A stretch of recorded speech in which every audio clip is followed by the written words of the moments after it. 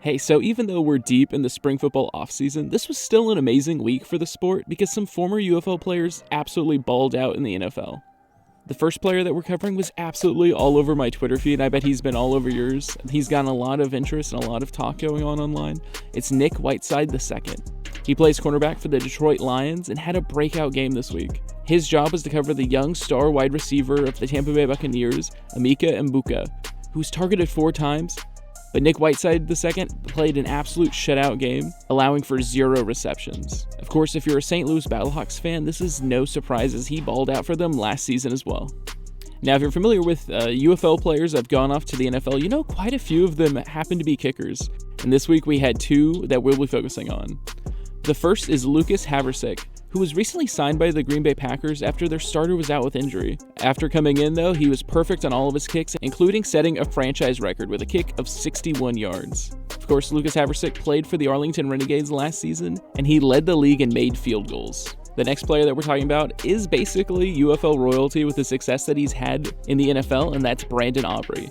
He's the kicker for the Dallas Cowboys, and he's probably one of the most successful former spring football players in the league today. Well, this week he set a record by being the first kicker in NFL history to have made 5 field goals of 60-plus yards. Aubrey, of course, played for the Birmingham Stallions in the USFL pre-merger in 2022 and 2023. His is a really famous story of being a former soccer player that decided to try football as a kicker and dominated, especially for the Stallions. The USFL gave him a platform to get tape and get signed to an NFL team. He's an inspiration for a lot of spring football players and a story that they can look up to. So it's always great to see these spring football players go out and be able to show their skills in the NFL. And more importantly, it also helps show the importance that spring football has in the football ecosystem, as it helps develop talent and give players opportunities to show what they can do and, of course, get paid NFL money. As it helps develop talent and give players opportunities to get tape down and show what they can really do to coaches and coaching staffs. I wanted to highlight this story while it's somewhat fresh just because I think it's exciting to see all these players absolutely killing it. I think hopefully as the season continues, we'll see a lot more players come in and be able to show off their skills. I know personally, I'm really waiting for one team to sign Leon O'Neal Jr. from the Houston Roughnecks. I'm biased, but I think he was our best player on defense, and I think it's absolutely insane that no one has signed him yet. So I really think that, if there's a coach from an NFL team that's on talent acquisition who saw what Nick Whiteside had done in Detroit and thought, hey,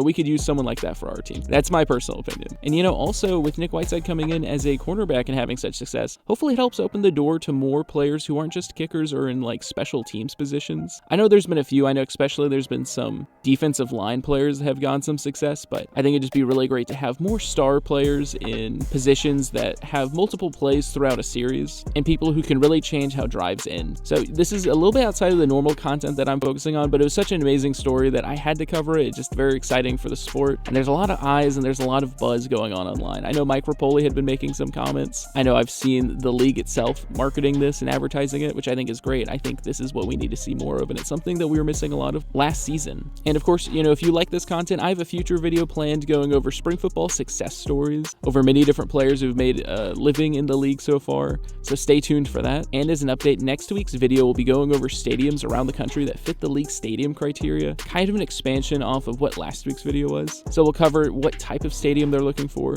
the capacity range they're looking at, and what locations we can expect these potential expansion stadiums to be in. I've seen quite a few suggestions from the community in the comments, so be sure to stay tuned for that video as well if you find that interesting. And as always, thanks for watching.